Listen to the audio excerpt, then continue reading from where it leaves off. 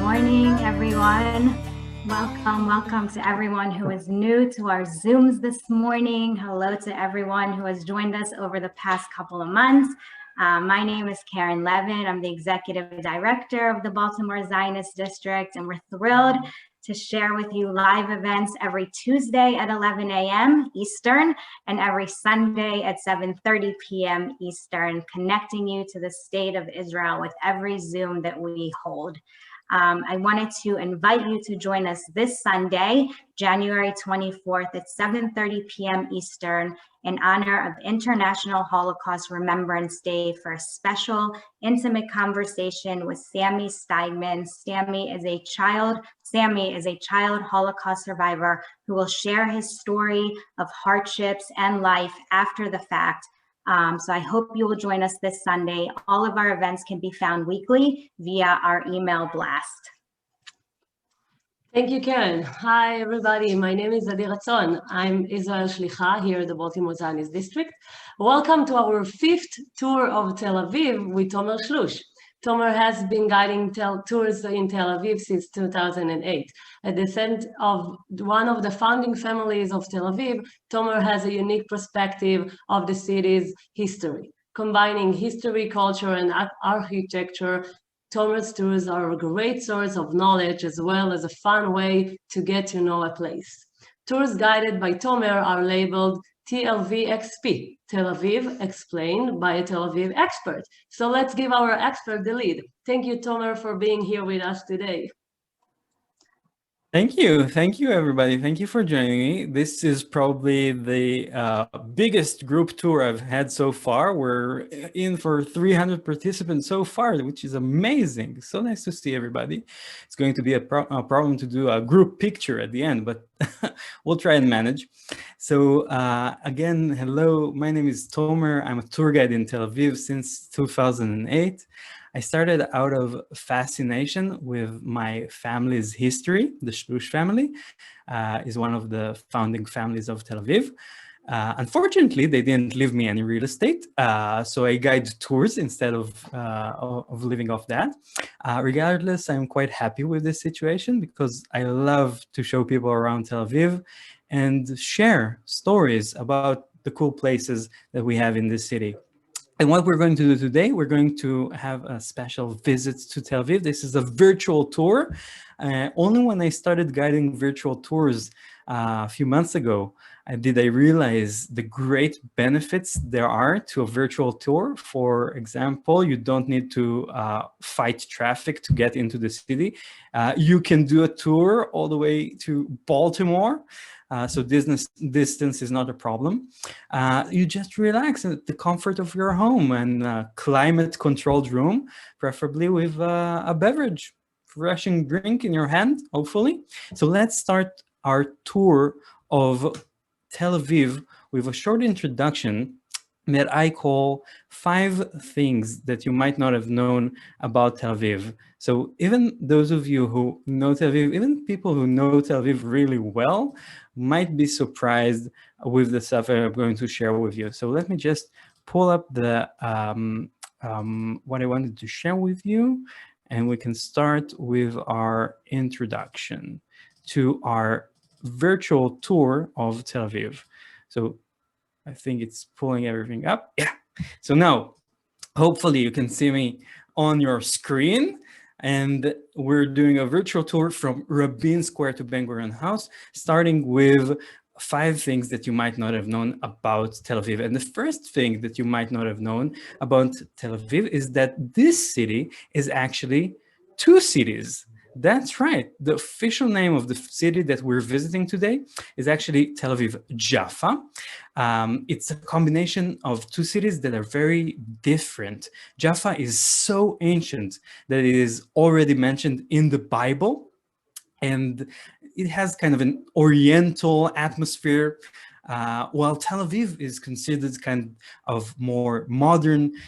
It's very modern. It was built already. It was built in 1909, and it has kind of a Western European or even American spirit.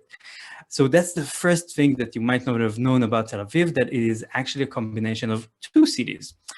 Now, the second thing that you might not have known about Tel Aviv, and that I wanted to share with you, is that Tel Aviv is not only home to many startup companies, in the thousands now, but it is in itself a startup. So going back 111 years ago, you would have seen this image. The 60 founding families of Tel Aviv, they gathered in the sand dunes outside of Jaffa in 1909, and they started a new city that was probably the first Israeli startup in a sense. And boy, did they succeed, because from a neighborhood of about 60 families, Tel Aviv became into the metropolitan area that is home to about 3 million Israelis today. So that is the second thing that you might not have known about Tel Aviv, being a startup in itself and not only home to many, many startups in the ecosystem, in the high-tech ecosystem. The third thing that I wanted to share with you is that Tel Aviv is the only city in the world that is named after a book. That's right. The founders of Tel Aviv believed in Zionism. Put it simply, the idea that the Jewish people deserve a national home in its ancestral land of Israel. And they followed and admired the leader of the Zionist movement, Theodor Herzl. Tel Aviv was established a few years after Herzl passed away and was called Tel Aviv to memorialize the great leader.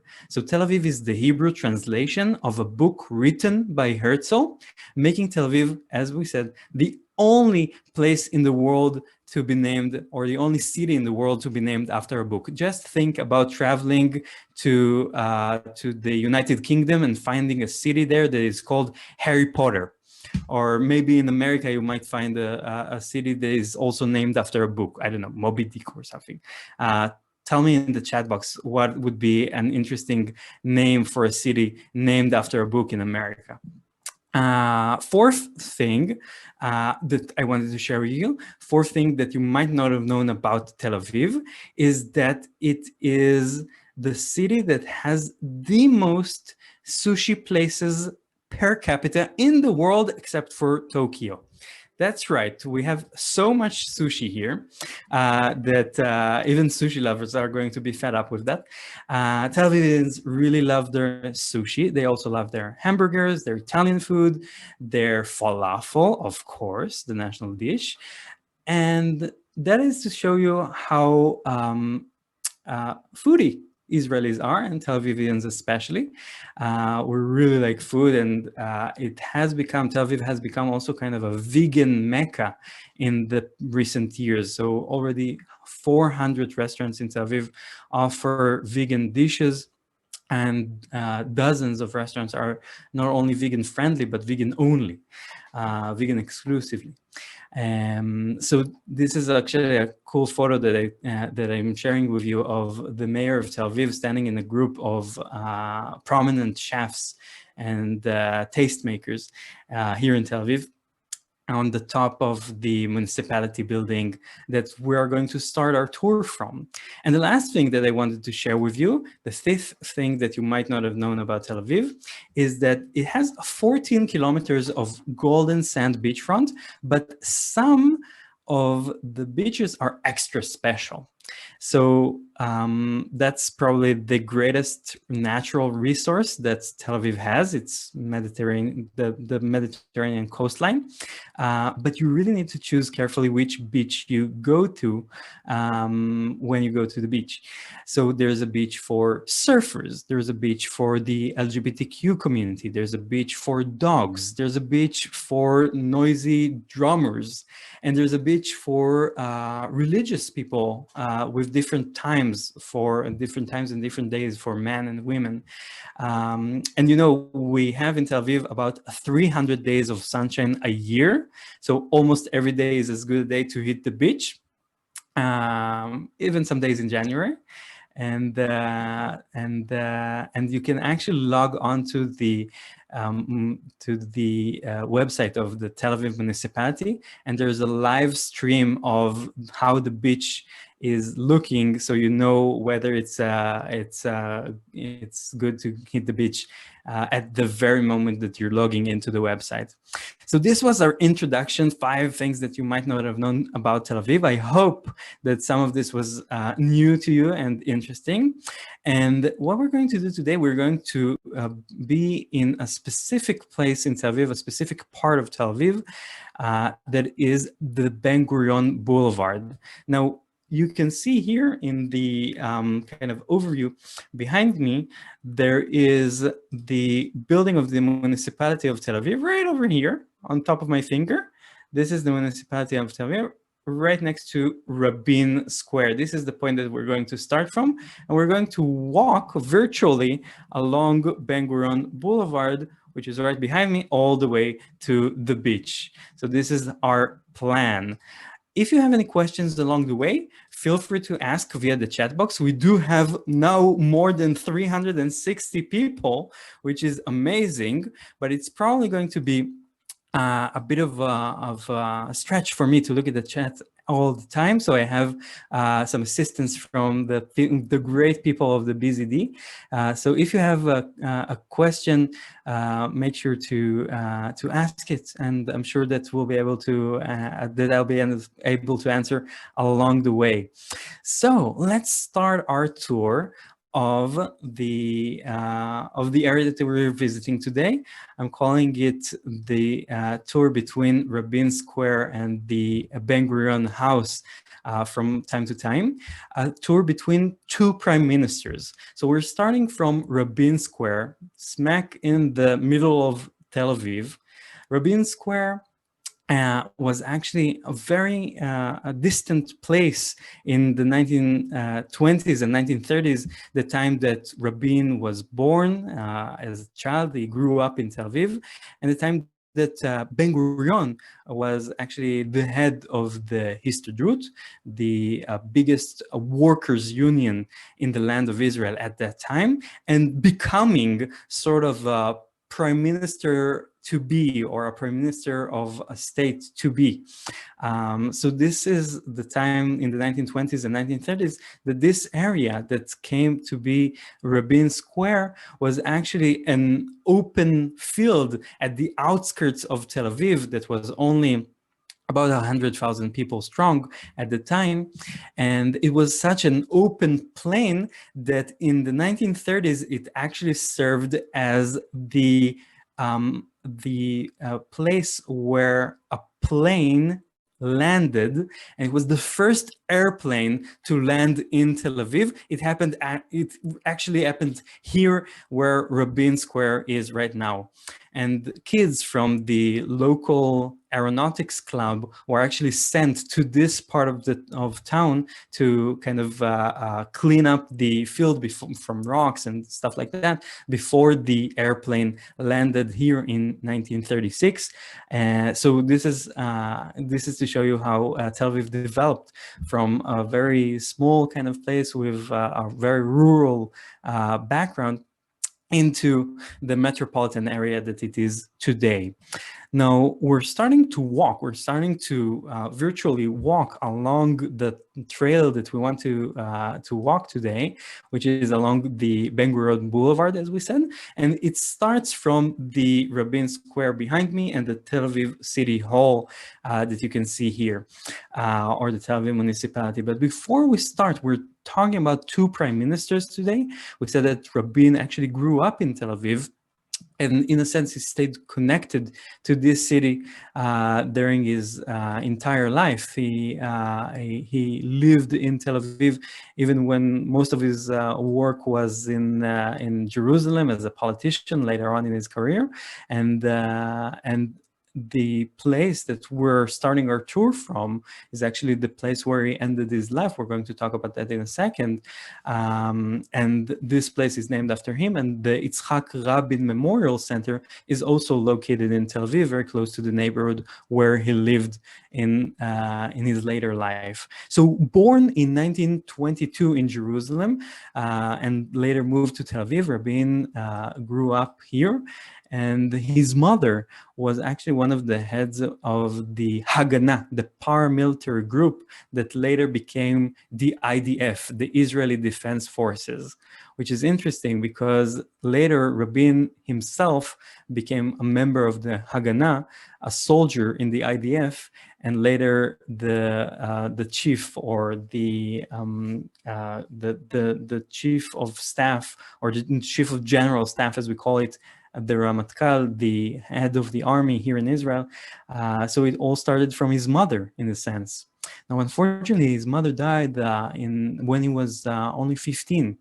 And he later was and in the Haganah, as we said, and he started his military career there.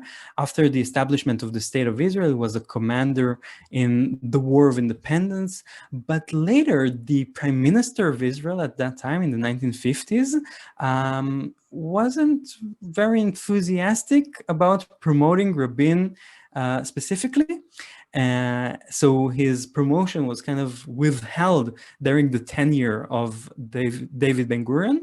But later on, with the next prime minister after Ben-Gurion, Yitzhak Rabin becomes the chief of general staff of the IDF, the Israeli Defense Forces. When that happens, Ben-Gurion writes to Levi Eshkol, the prime minister that did give Rabin the position of the head of the military. He wrote to him, Yitzhak is an honest guy and an intelligent one, and he can be trusted, even though he is from time to time a little too careful and hesitant. So this is kind of a free translation from the Hebrew text that Ben-Gurion wrote about Yitzhak Rabin. Later, as the chief of the IDF, he is commanding the exceptional victory of the State of Israel over over 3 other Arab countries in the Six-Day War, that is in 1967, and after the Yom Kippur War in 1973, in 1974, he becomes the prime minister for his first term, and he returns to that position again in 1992.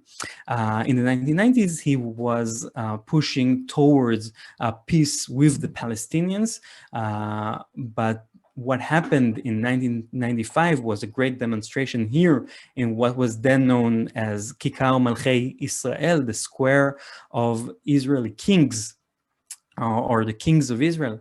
And he was actually giving a speech in a demonstration about the importance of moving towards peace and away from violence. At the end of the demonstration, he went down from this platform that you can see behind me. You can see behind me there's a staircase that is going up to that platform, which is right over here. And this is where he stood and went down the stairs that are right at the back of the municipality here, where his assassin was waiting for him. He was shot 3 times and was rushed to the hospital where they announced his death.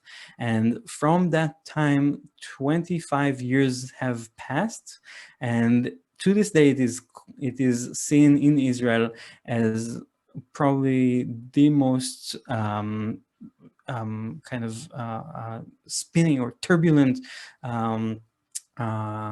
event in the recent political history of Israel. So this is the place that we're starting our tour from, along the Ben-Gurion Boulevard. We're starting from Rabin Square, and we're going to walk on Ben-Gurion Boulevard. As we walk, we're going to see some interesting sights along the way. And at the end of this tour, we're going to have a fun quiz at the end. So don't go anywhere. Oh, there you go. You can see here Yitzhak Rabin and David Ben-Gurion. The rank that he has on his shoulder, it's already of that of the chief of the IDF. So it was only when Ben-Gurion was no longer prime minister that Rabin got this position.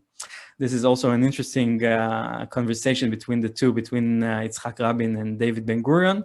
Now we're going to walk from Rabin's Square to Ben-Gurion's house along the Ben-Gurion Boulevard. So let's start.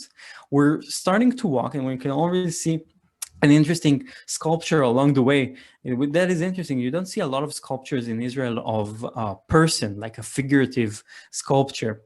Probably because of one of the commandments that says that thou shalt not make, well, I'm going to translate it freely, a sculpture or an image of some sort. So this is kind of an interesting sculpture because it is of a lamppost that is actually not shedding light, but shedding kind of a shadow or shade on the boulevard. This is the Ben-Gurion Boulevard that we're walking on. And this is a lamppost that is supposed to shed light, but actually it's shedding shade, which is interesting. It's not showing us what we want to see. We're seeing something a little bit different. And this is what we're going to do along the tour, because instead of showing just the sights that we can see with our eyes, we can also share some of the stories that are behind the scenes. So for example, as we continue along the way, you just saw on our right, behind me, there's this beautiful tree with its yellow blossom that you can see around Tel Aviv in a lot of different locations during July and August. So you can see this tree also as we continue right behind me. This place known as Gan Hadassah or Hadassah Park, this place used to be the Tel Aviv Zoo. So up until the 1980s, Tel Aviv had a zoo of its own right at the city center. And my parents actually remember going to the zoo. That was the fun thing to do with kids, go to the zoo in Tel Aviv. So you can see some of the people some of the kids who visited the zoo in Tel Aviv in the 1950s in these cool photos that I gathered from the archives. You can see some of the animals that were in the zoo of Tel Aviv right next to the municipality building. So you can actually do an important meeting about where the city is headed, and then you could hear some elephants going or something like that, or see a giraffe right in the middle of a conversation about sewage in Tel Aviv. Also interesting to see that Arab citizens of Jaffa that joined into the city of Tel Aviv after the War of Independence and the establishment of the state of Israel, they also enjoyed going to the Tel Aviv Zoo. And and a few months ago, there was also a cool exhibition in the museum of the historical museum of the city of Tel Aviv, dedicated to the zoo in Tel Aviv that had such an important significance for the children of Tel Aviv in its early days or in the decades ago.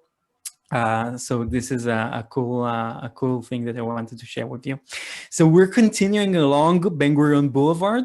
We're going to see some more interesting things along the way, kind of shedding shade rather than light on the things that we want to see. And you can already see some of the cool I think, characteristics of Tel Aviv. You can see a lot of young people in Tel Aviv. Tel Aviv is considered a very young city because once you finish your military service, it's considered kind of obligatory for people to move to Tel Aviv and start their education and career and finding a family and finding a spouse and then raising a family, starting a family. So it's all starting from Tel Aviv, and that's why we have, I guess, so many young people walking around here. I actually tell people that the only logical conclusion from seeing so many young people in Tel Aviv is that once you move to Tel Aviv, you immediately become young and enthusiastic. You just start your life in Tel Aviv once you move to it. Tomer, yeah, sure. So can you, just a couple of questions about the zoo. Some people wanted to know what the signs said at the zoo, and I think they were just signs of the animals, like which way the animals were going, right? If I wasn't mistaken. Yeah, sure. So it was in Hebrew. I should have translated. You can see here arrows showing Oh, signs you. in general, yeah. Yeah, you can see here the signs that are showing you where are the monkeys, the giraffes, the ostriches, the elephants, the aquarium, and the coffee place, the cafeteria, And and then the what exit. happened to the zoo? Oh, so it actually moved in the 1980s. It's cool that we have this this interaction because you know from the excitement you can touch upon everything. So the zoo actually moved in the 1980s to what is known as the Safari in Ramat Gan, which is a suburb of Tel Aviv. It's kind of a bigger open air zoo rather than the one that they had in Tel Aviv that had cages. So I think it's more hospitable for the animals as well, hopefully. And all the animals that were in the zoo when it was closed moved to the safari in Ramat Gan. Great. Fantastic. So let's continue. So we said that we passed by where the zoo of Tel Aviv used to be, and we also see some interesting thing about the boulevard here, Ben-Gurion Boulevard. It has some kiosks in it, like these booths along the way that serve you coffee or soda or other beverages. Interestingly enough, Tel Aviv and Israel doesn't have any Starbucks because in Israel we have the best coffee in the world. So Starbucks failed when it's tried to enter the local market, and that's why we have terrific coffee that you can get along the way. And another interesting thing is that this is not new. This kiosk is actually kind of a later development of what started as the first business in Tel Aviv. So you remember the photo that I showed you earlier of the 60 founding families of Tel Aviv? They gathered on the sand dunes outside of Jaffa and started up this new city. The first business place in Tel Aviv was this kiosk. To this day, it's operating on Rothschild Boulevard. This was the first business place in Tel Aviv, and it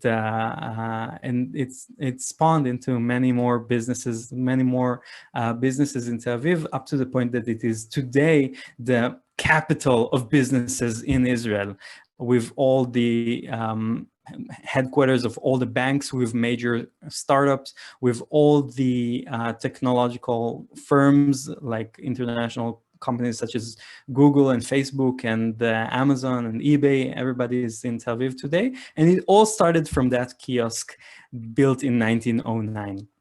Walking along Ben-Gurion Boulevard, you can see some of the cool trees that they have here, such as the olive trees over here. And now we're reaching another interesting spot right at the edge of the boulevard, right over here. You can see an interesting building that is built in the international style that was prevalent in the 1930s. It is also known as the Bauhaus style because it was developed in a German school that was called Bauhaus. And later on in 2003, Tel Aviv was designated by UNESCO as a World Heritage Site because of many examples of the international style here in Tel Aviv. These buildings, more than 4,000 buildings that were built in the international style, they are known as the White City of Tel Aviv. This specific building was actually a part of what used to be an agricultural farm, like a farm for young girls that were coming to the land of Israel in the 1920s and later in the 1930s. And this is a picture of how this place used to look up until 80 years ago or 90 years ago. So this was the agricultural background of Tel Aviv at that time. And later it became what we see today, which is this cool metropolitan area that is very vibrant. But it all started from young people. In this case, it was actually young women who came to agricultural farms such as this to learn how to work the land of Israel and become farmers and ranchers and start this new or old new national home in the land of Israel. So walking along the Ben-Gurion Boulevard, we're seeing another cool view of what is known as Bet Chana. That is the part of what used to be this agricultural farm that was started by Chana Chizik. That's why it's called Bet Chana. And today it's actually a fitness club, which is interesting. Back at the time, there were young women who came to the land of Israel and studied how to become farmers in this place. And now we have people who are going there for a spinning class. Continuing along the boulevard, we also see another kind of view of what Tel Aviv looks like today. It has a baby boom. You can't walk the Ben-Gurion Boulevard without hitting a stroller or another kind of family that is running around with kids, because it's becoming such a good place for families to live in. So not just a kind of a cool place for young kids to come to when they finish their military service, but a lot of families are starting up in Tel Aviv today. I actually have this figure from the Tel Aviv municipality that last year they actually needed to open up 100 new kindergarten classes for all the new kids that were born in Tel Aviv in the past years. So a big baby boom today in Tel Aviv. As we continue along the boulevard, you see some more interesting kiosks along the way. We just bought a coffee at the previous kiosk, maybe a sandwich on the other kiosk. Here's a cool place to buy juice. I usually get the strawberry and banana shake from this place that is called Tamara, which is dear to my heart because it's very similar to Tomer, which is me. And it is actually situated on the intersection of Ben-Gurion Boulevard. That's the person that you probably know his picture. But the person behind me, maybe you don't know his photograph. This is Mayor Dizengoff. So we're standing at the intersection of Ben-Gurion Boulevard and Dizengoff Street, which is the major street in Tel Aviv in the 1930s. It was named after the first mayor of Tel Aviv, Mayor Dizengoff, when he was still alive. So think about your city, think about your mayor, think about him or her naming the major street in your city after himself or herself. So this is what Mayor Dizengoff was for some reason allowed to do in 1936 when he named the major street in Tel Aviv Dizengoff Street. And he was in kind of the same level of leadership with David Ben-Gurion in the 1920s and 1930s, because he was the head of the locus of the Jewish settlement in the land of Israel, being Tel Aviv. And David Ben-Gurion was kind of his rival in a sense, because he was the person who wanted all the political influence. And that's an interesting relation that we also see where we're standing on the intersection of Ben-Gurion Boulevard and Dizengoff Street. We're continuing along the boulevard to the next intersection, Ben-Gurion Boulevard and Ben Yehuda Street. This is actually, I think, a good thing to kind of remember, or maybe after we finish, you can go to the recording and see it again. And afterwards, you guys, all of you, 386 screens now looking at me, which is amazing. So you can actually do the same. You can go onto Google Maps with your kids or grandkids and show them around Tel Aviv. Go over to Ben-Gurion Boulevard in Tel Aviv, use the Google Street View feature, and you can actually show them around the boulevard and tell them all the cool stuff about the zoo in Tel Aviv or Chana's house, Bet Chana, the agricultural farm that used to be here. Walk along the Ben-Gurion Boulevard, see the views, and share the stories with family. So we're crossing Ben Yehuda Street, another important street in Tel Aviv, named after the person who is renowned as the person who revived the Hebrew language, which is very cool. Also, an interesting thing that you can see in the signs above me. Can you see it? It's actually, in some people see it immediately, some need to point it out. You see that the signs are in 3 languages, in Hebrew, in Arabic, and in English. That is also because Tel Aviv is a combination of 2 cities, Tel Aviv and Jaffa. Jaffa still has an Arab population. And so all the streets in Tel Aviv, Jaffa, are in 3 languages. And this is also a good time to remember that Hebrew is the official language of Israel, as well as Arabic. So we're crossing the street to get to what is going to be kind of our last destination in the Ben-Gurion Boulevard. And then we'll go over to the quiz at the end of the tour. We're seeing some more of the fantastic trees that we have here in Tel Aviv. I don't know why I'm so fascinated with showing trees to people who I want to show Tel Aviv to. Maybe because a lot of people think that Tel Aviv might be a desert or some kind. So we're going to the edge of Ben-Gurion Boulevard, and right above my head, you can see this house with the Israel flag. This is the house that I wanted us to come to. This is the house of one David Ben-Gurion. He got this street named after himself only after he passed away. So he was a little more modest in that sense. This house actually became an open house. You can actually visit it today. And I think the Baltimore Zionist District actually had a cool virtual tour in the Ben-Gurion house. So I'm going to show you just a little bit, kind of a teaser to a visit in the Ben-Gurion house. So we're walking into what used to be the house of David Ben-Gurion, walking the hallways to the living room. We can actually see a sculpture that was given to him as a present on the fireside, on the place. And next to him, you can see another picture of his wife and of his father. And right here, where I'm pointing to, this is where a picture of his kids is also presented. So this is the Ben-Gurion living room. You don't think of Ben-Gurion as a person who is sitting in his living room, kind of watching Netflix or something like that, right? You think of him as a very busy man, and he was. Here's a close-up of the picture of his kids.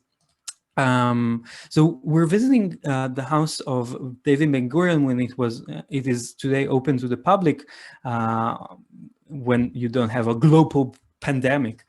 And you can actually see another person that we already met. This is Yitzhak Rabin, when he visited the Ben-Gurion house when it opened to the public. In 1974, he was prime minister visiting the house of the first prime minister after he passed away, and his house was open to the public. So this is the kitchen that Ben-Gurion went into to get a coffee. His wife actually made him breakfast every day. That is known as kuchmuch. That is, I'm going to give you the recipe so you can try this. You can try this at home. Kuchmuch is kind of a Polish dish that is a mixture of yogurt and raspberry syrup. And the instruction is mix the two together, and that's it. And just like it sounds, it doesn't taste very well, but Ben-Gurion ate it all together because his wife made it. let's continue our visit to the Ben-Gurion house. We're going up the stairs to the second story, and we can see here the bedroom of the first prime minister. This is the bedroom of David Ben-Gurion.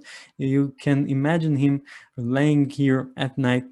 By his side, there was always a Bible.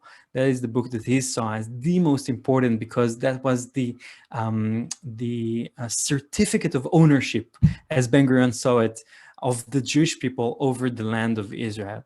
Now, this was not the only book that he had, because passing to the next door hallway, you can see his library that is holding more than 20,000 books, which is amazing. And you can also see his office. This is the place where David Ben-Gurion, the night before the Declaration of Independence, actually refurbished or kind of rewritten the Declaration of Independence the night before, which I think is very interesting, because it's like a school kid that needs to finish a kind of a paper for school for the next day, and the night before is going over what he needs to turn to the teacher the next day. So this was our visit to the Ben-Gurion house, kind of a teaser for you guys on your next arrival to Israel, hopefully. We're continuing along the Ben-Gurion boulevard. We're reaching the end of the boulevard. This place is called Rabin Square, which is interesting to have like a square that is very open, but also very empty, right at the edge of the Mediterranean. This is the view that you see from this piazza, from this square. This is a view of the Mediterranean beach and the swimming pool right behind it, the most important swimming pool in Tel Aviv. And at the edge of the horizon, you can actually see a co-view of ancient Jaffa. This is the view that Ben-Gurion and Yitzhak Rabin saw when they lived here in Tel Aviv, when they lived here. This was our ramp. This was our tour of the Ben-Gurion Boulevard. And now it's a good time to go over to our quiz at the end. Not before. I will stop to hear if there are any interesting questions along the way. I'm sure that there are. I'm sorry that I can't observe the chat box along the tour, but I'm sure that this is I'm now seeing so many people are writing. There are so many comments. I can try to find a few. I'll find this last one. Is it true that Tel Aviv is laid out like a menorah? Well, interesting question. Actually, it is not Tel Aviv that is laid out as a menorah, but actually a specific neighborhood in Tel Aviv, Neve Sha'anan, that was designed as a kind of a menorah.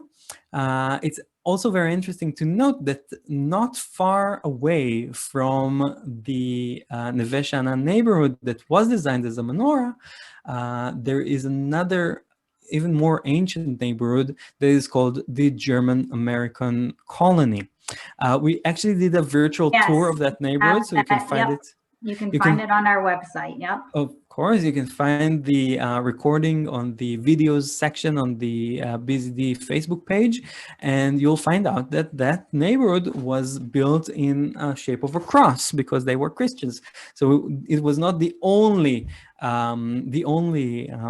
religious symbol to give inspiration to urban design, to say that. Yeah. Interesting question. Yeah. Someone asked, the women who went to the farm, where were those women from, and did they end up on kibbutzim? Interesting question. So yes, they came all the way from Eastern Europe, mostly. That was the biggest origin of immigration, Jewish immigration to the land of Israel in the 1920s and 1930s. And they came to the farm that was led by Hanan Chizik to learn how to become farmers, and then they proceeded to different positions in kibbutzim or other kind of settlements in the peripheral areas of the land of Israel. So in a sense, it shows us two things. One is that They were very ideological in the sense that they were coming here to study a new profession and kind of seeing themselves as reborn in the land of Israel. That's also an interesting thing about Ben-Gurion, that he saw himself as being reborn when he arrived to the land of Israel. On his tombstone, there are 3 dates written: when he was born, when he died, and the dates that he arrived to the land of Israel. So that was kind of the ideological thing. And another thing that is interesting about the fact that it was women who came to learn how to work the land is that the Zionist movement was very egalitarian from the get-go. The BZD is headed by prominent and influencing women. So it's cool for me to say that. That women were a part of a major part, maybe even an equal part of making the Zionist dream a reality. Yeah. Great. Let's. Yeah, I think we should do the question. I do want to mention 2 things before we start, because this question came out a lot. This is being recorded. It will be on our website. We do have an email that comes out every Thursday that the recording will be in our email. So you can subscribe to that, and we'll drop that link in the comments. And one more thing for the Ben-Gurion house, we did do a virtual tour of the museum of the Ben-Gurion house. So that is on our website as well, the whole tour of that. So you can go back and watch that recording. And with that, Tomer, now we can do the quiz for everybody. Yeah, so for the part of the quiz, you need to use your fingers now, because you're going to see on your screen questions, and you can choose the answer that you think is the most correct. We have 10 questions. It's not a test, don't worry. You don't get a grade at the end of it. It's just a fun quiz to see what we've learned, maybe also add some more information to what we already saw. So it will be interesting for me to know what you think the answers are. Maybe it will be kind of challenging for me, maybe not. Let's go, starting now with question number 1. Now on your screen is question number 1. Which type of tree is not to be seen along Ben-Gurion Boulevard? Is it olive trees? Is it eucalyptus trees? Is it ficus trees? Or is it palm trees? So maybe along the way you were looking at the photos of what I showed you, how the Ben-Gurion vibe looks like, the Ben-Gurion Boulevard, of course. So you maybe have also kind of a recollection of what kind of trees you can see in cities in Israel. What trees did we not see in the Ben-Gurion Boulevard on our tour today? Was it olive trees? Was it eucalyptus trees, ficus trees, or palm trees? Let's see. And they say that there's kind of a wisdom of the crowd. You know, there's like a term for that, for knowing the right answer for when you have so many people that are giving you the answer. So maybe we can see who is saying what, and then we'll show you what the percentages is. So ending the poll right now, this is what you thought. Most of you, the plurality of you, thought that we didn't see any ficus trees. Well, we didn't really see ficus trees along Ben-Gurion Boulevard, but they were actually present right next to the Tamara stand, if you remember, next to the juice stand on the corner of Ben-Gurion and Dizengoff. And we also did see some palm trees, if you remember, right next to the Ben-Gurion house. And there were also olive trees along the way. So the only tree that we didn't see was actually eucalyptus, which I think is a terrible, terrible tree. You can see it mostly in army bases in Israel. So it always gives me such a recollection to the military service that I had. Okay. So this is how you answered the question. Next time I'll share the results when I'm talking about them. Okay, stopping the sharing of the results, going over to question number 2. What was the name of the first aeronautics club in Tel Aviv? Was it the Seagull, the Flying Camel? Was it Aviron or Matos in Hebrew? Both words in Hebrew mean airplane. So what was the name of the first aeronautics club in Tel Aviv? We mentioned the first aeronautics club in Tel Aviv when we talked about the first plane to land in Tel Aviv in the 1930s in the open area that used to be, or that later became Rabin Square. So what was the name of the first aeronautics club in Tel Aviv? People are giving their answers. I can see the numbers going by, aggregating the results. It's very interesting from my perspective. Already more than one people answered. So that's over 37%. We're going to wait just a second more to see some more people answering it. So we'll see the results in now. So ending the poll, sharing the results right now. Most of you think that the name of the first aeronautics club in Tel Aviv was Aviron.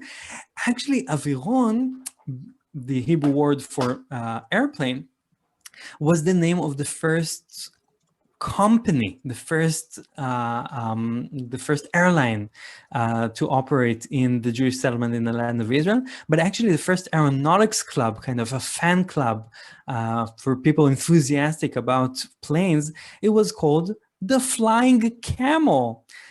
It was actually kind of a joke to call it the Flying Camel, because there's a kind of a tale about how stuff might be impossible and then you can make them come true. So it was considered impossible for the Jewish people to come back to its national, to its ancestral homeland, and it happened altogether. So the Flying Camel, that was the name of the first aeronautics club in Tel Aviv. Going on to question number 3. What was the previous name of Ben-Gurion Boulevard? Was it Keren Kayemet Boulevard? Was it League of Nations Boulevard? Was it the United Nations Boulevard? Or was it WITO Boulevard, the Women's International Zionist Organization Boulevard? So was it Keren Kayemet, League of Nations, United Nations, or WITO Boulevard? What was the previous name of Ben-Gurion Boulevard? Now you probably kind of figured out that when David Ben-Gurion lived on the street that later became Ben-Gurion Boulevard, it was not called Ben-Gurion Boulevard. So how was it called? Was it Keren Kayemet Boulevard, League of Nations Boulevard, United Nations Boulevard, or WITO Boulevard? Stopping the poll right now and showing you the results. Most of you think it was called Keren Kayemet Boulevard, and you are right. It was called Keren Kayemet Boulevard in honor of the JNF, the Jewish National Fund, in Hebrew, Keren Kayemet L'Israel. Okay, so we are now moving on to question number 4, already kind of steaming hot. Let's launch the poll. This is a cool question. What was the name of Ben-Gurion's wife? You remember I mentioned her a few times. Was it Tzina? Was it Paula? Was it Hannah? Or was it Golda? What was the name of Ben-Gurion's wife? I mentioned how important it was for her, for Ben-Gurion's wife, to make the kuchmuch in the kitchen every morning for Ben-Gurion. It was considered very healthy, so she didn't care that Ben-Gurion didn't like it. And she was a nurse in her profession. So what was the name of Ben-Gurion's wife? Was it Tzina? Was it Paula? Was it Hannah? Or was it Golda? What do you say? Ending the poll right now and sharing the results. Most of you think correctly that her name was Paula. That's right. Paula Mondvaz, by the way. That was the name that she was born with. And she immigrated to America when she was about 20 years old. And in New York in 1918, she met a very handsome young man with a cool hairdo. She later married. His name was David Ben-Gurion, and she was at his side during the entire political career that he had. A very interesting character, Paul Ben-Gurion, by the way. Launching poll number 5, question number 5. What did the city of Brussels send to Rabin Square in 2009? Was it a Lego model of the city of Tel Aviv? Was it a statue in honor of Yitzhak Rabin? Was it technical equipment needed for a peace demonstration? Or was it thousands of flowers? What do you say? Interesting question. Note the year 2009. What did the city of Brussels send to Rabin Square in 2009? Was it a Lego model of the city of Tel Aviv, a statue in honor of Yitzhak Rabin, technical equipment needed for a peace demonstration, or was it thousands of flowers?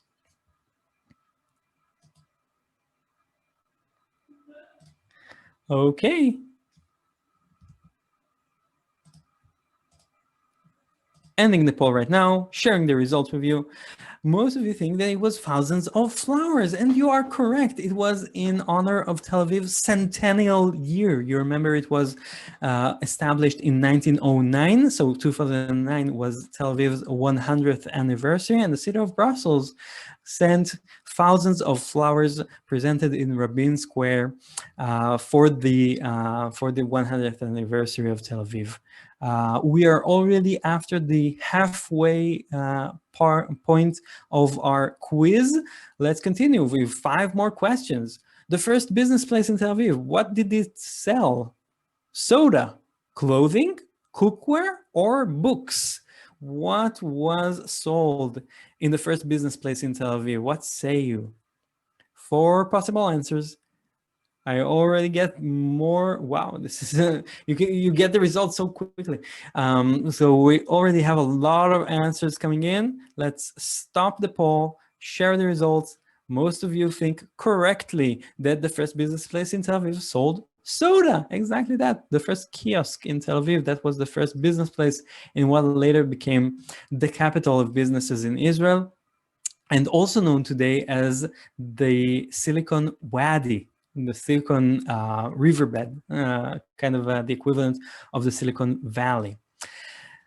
This is a multiple answer, so you can choose more than one, hopefully. The Tel Aviv Actually, Zoo. Tomer, I think that I didn't open the possibility to choose. Oh, I think never I'm mind. sorry. Never mind. So let's see what people think. What was the most important animal presented in the Tel Aviv Zoo? So choose one. But the question is, what was the Tel Aviv Zoo home for?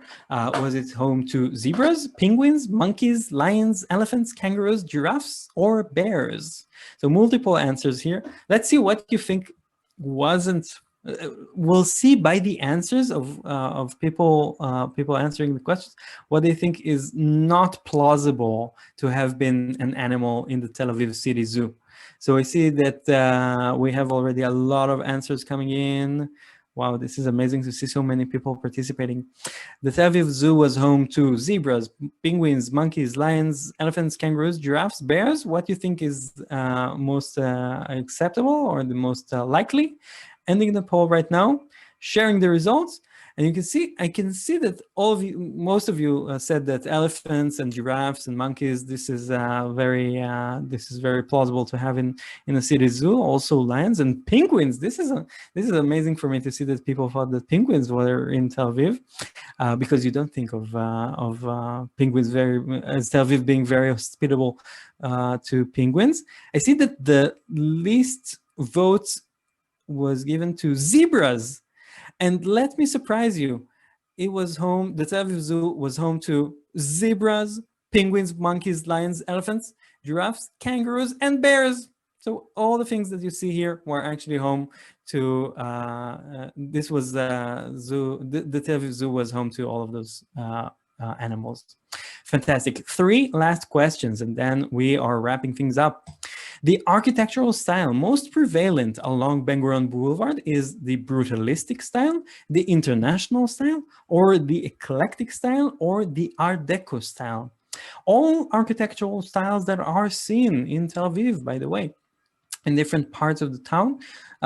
Let's see what you say. What was the most prevalent? What is the most prevalent architectural style in along Ben-Gurion Boulevard? Let's see what you say.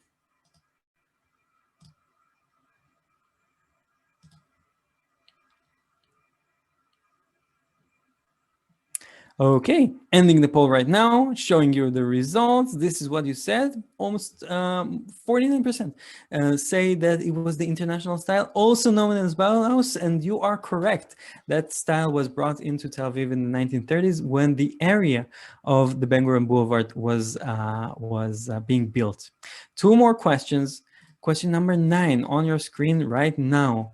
Who won more Knesset seats for the Israeli Labor Party? Was it Ben-Gurion in 1955? Was it Ben-Gurion in 1959? Was it Yitzhak Rabin in 1973? Or was it Yitzhak Rabin in 1992? Let's see, what do you say?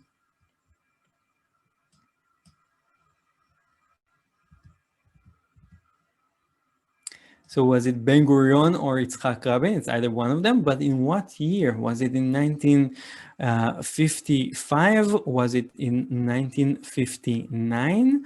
Was it in 1973, special elections after the Yom Kippur War? Or was it Rabin in 1992? I see the polarization in the answers, kind of in the back office that I see here. Let's end the poll right now, showing the results. A tie between Ben-Gurion in 1959 and Rabin in 1973. Interestingly enough, it was Ben-Gurion in 1959 in its premiership, in its heydays. He won, I think, 48 seats out of 120 in the Israeli parliament, the Israeli Knesset, not far from 44 seats won by Rabin in 1973 and in 1992. So the correct answer is Ben-Gurion in 1959. Interestingly enough, I think we can talk a little bit about politics. We're coming up to another cycle of elections in Israel, and the Labor Party, standing today on 3 seats in the Knesset, is projected not to win any seats at all, which is amazing. The party that was headed by Ben-Gurion, by Yitzhak Rabin, the party known in Israel as the party that actually established the state of Israel, is about to disappear from the Israeli Knesset, according to projections today. Okay, last question.